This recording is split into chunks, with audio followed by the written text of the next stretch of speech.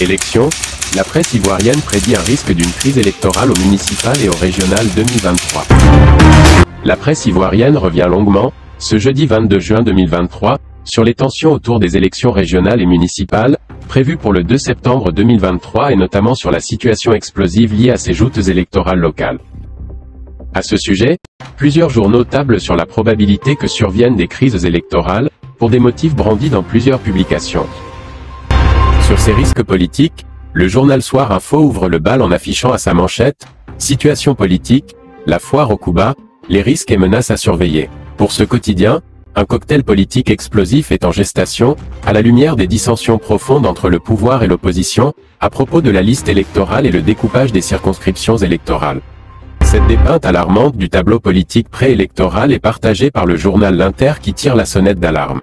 Avant les municipales et régionales, des risques et menaces dévoilés, écrit le journal L'Inter, relayant une alerte précoce donnée par le Centre national de coordination du mécanisme de réponse à l'alerte précoce, CNCMR. Ce centre organise, depuis le 21 juin 2023, un atelier dont le thème est « Menaces et risques à la sécurité humaine liés aux élections locales de 2023 ». Ce risque de situation électorale explosive est relayé par le journal Le Nouveau Réveil qui, à sa une, se pose la question de savoir à quelles élections locales nous envoie la commission électorale indépendante. Ce journal évoque la question du découpage déséquilibré, celle de la liste électorale trouée et des commissions régionales unicolores. Même inquiétude partagée par le journal Génération Nouvelle qui écrit à sa une « Risque d'une crise post-électorale, ces signes avant-coureurs évidents ». Et du journal Le Temps d'en déduire que la CEI reconnaît enfin des irrégularités sur la liste électorale.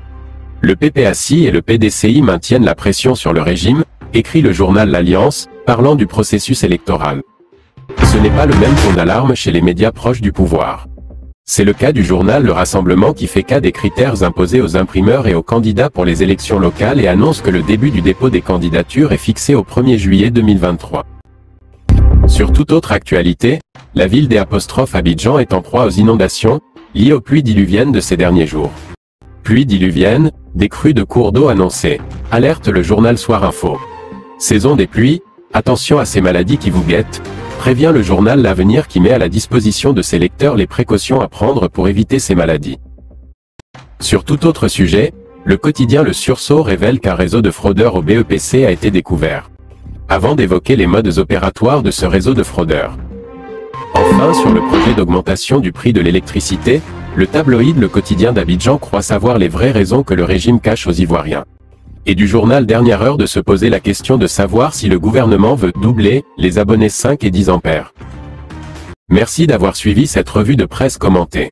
À la prochaine pour une autre revue, plus commentée.